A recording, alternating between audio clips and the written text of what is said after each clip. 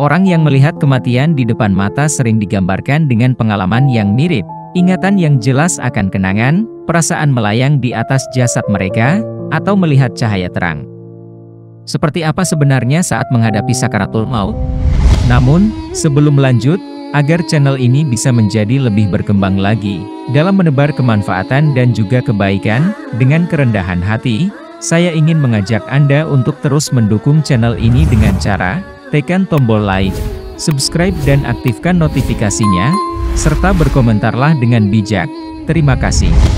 Meski ada banyak bukti anekdotal dari orang-orang yang memiliki pengalaman mendekati kematian, para ilmuwan hanya memiliki sedikit atau bahkan tidak ada data tentang apa yang terjadi di otak saat orang menuju fase kematian.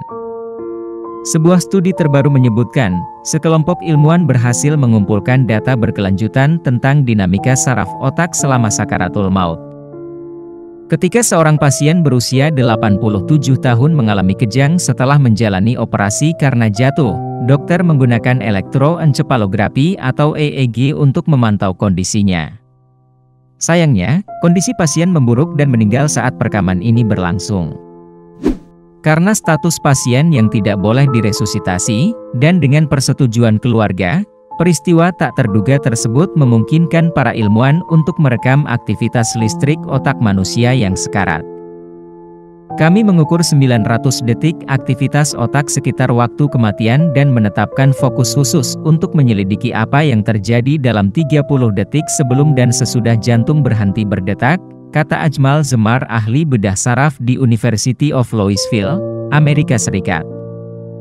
Tepat sebelum dan setelah jantung berhenti bekerja, kami melihat perubahan pada pita osilasi saraf tertentu, yang disebut osilasi gamma, tetapi juga pada yang lain seperti osilasi delta, theta, alfa, dan beta, sambungnya. Osilasi saraf adalah aktivitas listrik kolektif neuron yang bekerja di otak, dan lebih dikenal sebagai gelombang otak. Gelombang aktivitas listrik ini terjadi pada frekuensi yang berbeda, dan berbagai pita frekuensi telah dikaitkan dengan keadaan sadar yang berbeda.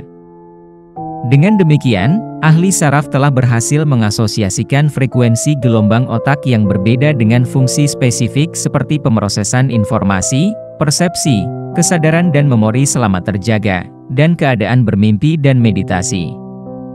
Tepat setelah pasien mengalami serangan jantung yang menyebabkan kematiannya, aktivitas otaknya mengungkapkan adanya lonjakan relatif kekuatan pita gamma yang paling banyak berinteraksi dengan gelombang alfa. Pola ini sama dengan ketika otak memunculkan ingatan. Mengingat bahwa cross-coupling antara aktivitas alfa dan gamma terlibat dalam proses kognitif dan ingatan pada subjek sehat, sangat menarik untuk berspekulasi bahwa aktivitas tersebut dapat mendukung recall of life terakhir yang mungkin terjadi dalam keadaan mendekati kematian, tulis tim peneliti. Penulis mencatat beberapa hal. Pertama, otak pasien dalam keadaan pasca trauma yang mengalami pendarahan, pembengkakan, dan kejang. Selain itu, pasien telah menerima dosis besar obat anti kejang, yang mungkin juga mempengaruhi perilaku osilasi saraf. Juga tidak ada pemindaian otak normal pada pasien ini untuk membandingkan aktivitas otaknya. Namun, para peneliti tidak dapat memiliki akses ke data tersebut pada pasien sehat yang kematiannya tidak mungkin diantisipasi. Oleh karena itu, memperoleh rekaman fase mendekati kematian hanya bisa datang dari pasien yang sudah sakit. Terlepas dari keterbatasan ini, temuan tim memang menunjukkan hubungan potensial antara gelombang otak yang diamati selama kematian dengan pengalaman fenomenologis NDE, di mana peserta menggambarkan kehidupan mereka berkedip di depan mata mereka. Apa yang kita ketahui tentang gelombang otak selama pengambilan memori menunjukkan bukti bahwa otak mungkin melalui pola aktivitas stereotip selama kematian.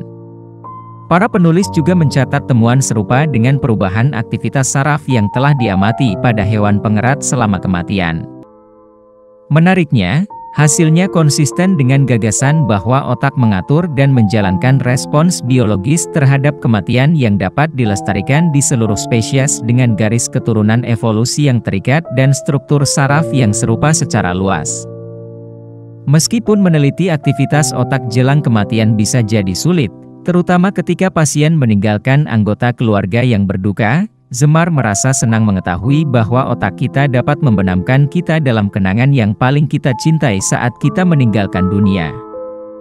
Sesuatu yang dapat kita pelajari dari penelitian ini adalah, meskipun orang yang kita cintai memejamkan mata dan siap meninggalkan kita untuk beristirahat, otak mereka mungkin memutar ulang beberapa momen terbaik yang mereka alami dalam hidup mereka, tutupnya. Jika terdapat kesalahan dalam penyampaian materi, kami mohon maaf. Itu adalah murni kesalahan dari kami sendiri. Jika benar, serta memberi manfaat bagi Anda, itu semata-mata datangnya dari Allah Subhanahu wa Ta'ala. Terima kasih sudah menonton dan sampai jumpa di video kami selanjutnya. Tetap dukung kami. Wassalamualaikum warahmatullahi wabarakatuh.